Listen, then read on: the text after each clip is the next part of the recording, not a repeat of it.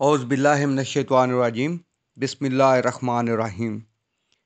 میں Chaudhry Afzal Derawar welfare organization کے plate form سے آپ کے لیے کتاب پیش کر رہے ہیں جامع تصور حیات، خدا کی رضا اور مخلوق کی فلاح۔ اس کتاب کا مصنف سوشل اور پولیٹیکل اسکالر چودھری محمد ارشد سونی پتی۔ یہ کتاب ہماری رہنمائی کرتی ہے کہ موجودہ دور میں اسلامی تعلیمات پر عمل کر کے ہم کیسے زندگی گزار سکتے ہیں اور اسلامی تعلیمات کی روشنی میں مخلوق کی فلاح کے لیے کیا کردار ادا کر سکتے ہیں۔ قرآن و سنت اور حدیث کی روشنی میں اپنے سماجی، معاشی، معاشرتی مسائل کو کیسے حل کر سکتے ہیں۔ تو شروع کرتے ہیں آج کی قسط۔ عبادت نیک بنانے کی ایکسرسائز ہے اور نیکی کا اظہار اجتماعی عملی کردار اور رویوں سے ہی ہے۔ جنت کا تقاضا صالح ہونا اور صالحیت کا تقاضا کلمہ ہے کہ انسان ایسا نظریہ اپنا لے جو غیر اللہ یعنی غیر فطری افعال و اعمال سے انکار اور فطرت اللہ یعنی فطری نظام سے اقرار کی بنیاد پر ہو۔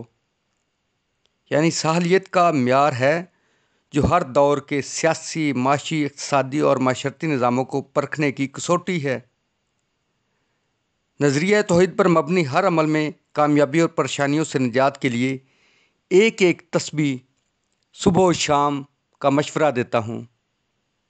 اللہ طاقت کا سرچشمہ ہے، ساتھ رہتا ہے اور لازمی ساتھ نبھاتا ہے۔ اخلاقیات کی بنیاد پر کردار کی تعمیر و ترقی کے لیے اساسی بنیادی تعلیمات تو تمام مذاہب اور آسمانی کتابوں کی ایک ہیں، مگر بین الاقوامی دور کے تقاضوں کے مطابق مکمل رہنمائی قرآن مجید ہی نے دی ہے۔ اپنے رب کی مرضی پر چلنا ہی در حقیقت اس کی عبادت ہے، اور قلندر اپنی مرضی کھو کر ہی قلندر بنتا ہے۔ اپنی مرضی کھونا اس سے دنیا سے کاٹ دیتا ہے، اور دنیا سے کٹ جانے کی بنا پر اس پر شہریت کا اطلاق نہیں رہتا۔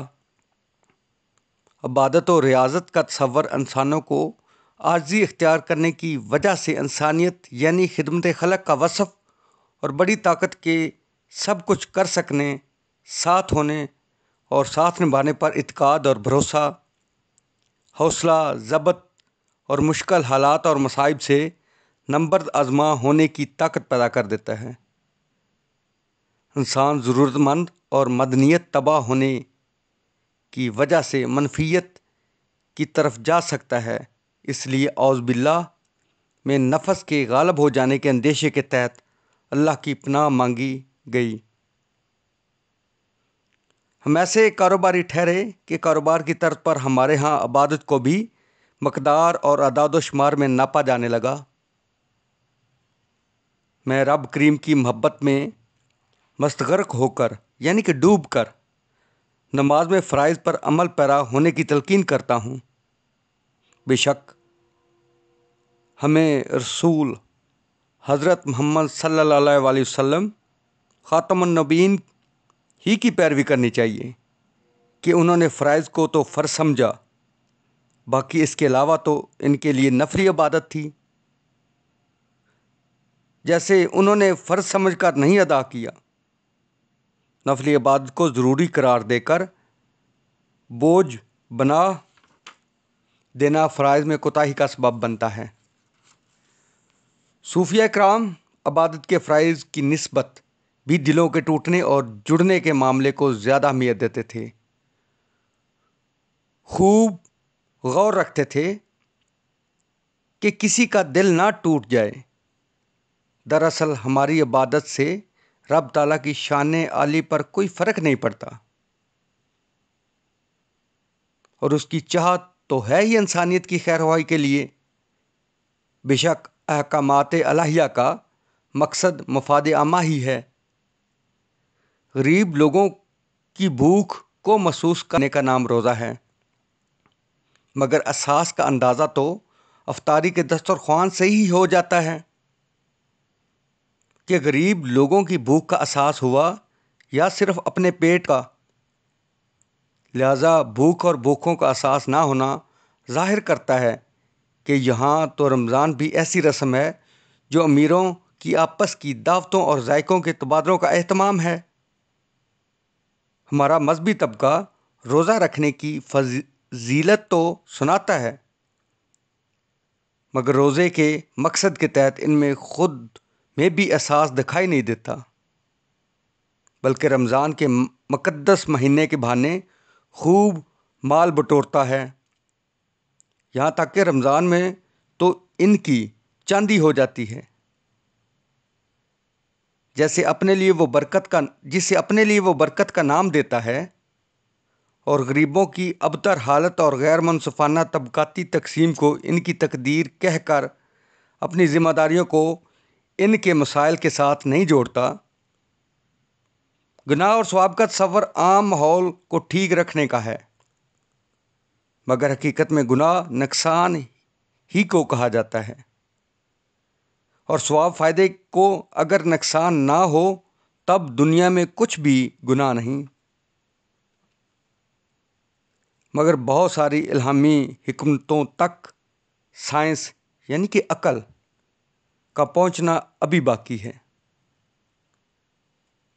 رسالت پر عمل لانے سے مراد ان اصولوں کو لے کر چلنا ہے جن کے تحت رہبر انسانیت حضرت محمد صلی اللہ علیہ وسلم خاتم النبیین نے کوئی طریقہ کار اختیار کیا۔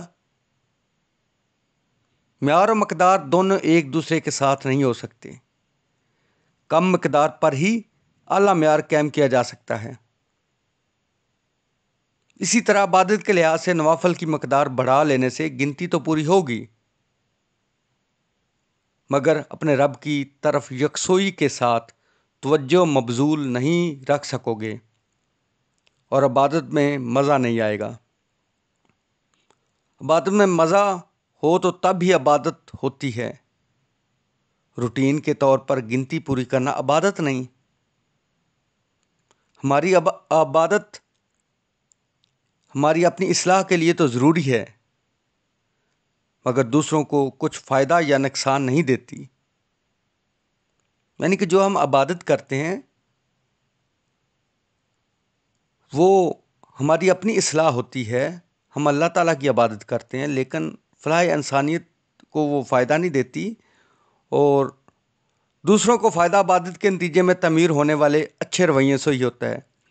یعنی کہ جو ہم عبادت کرتے ہیں ہمارے اندر عاجزی آتی ہے، ہم نماز پڑھتے ہیں ہمارے اندر عاجزی آتی ہے، ہم روزہ رکھتے ہیں ہمارے اندر برداشت آتی ہے، تو اس سے جب فائدہ ہوتا ہے دوسری جو انسانیت ہے ان کو، تو وہ کس طرح ہوتا ہے؟ ہمارے رویوں سے ہوتا ہے کہ عبادت سے ہمارے رویے تبدیل ہوتے ہیں، ہمیں عاجزی آتی ہے، ہمارے رویے نرم ہوتے ہیں، تو اس سے دوسرے لوگوں کو رویوں سے فائدہ ہوتا ہے۔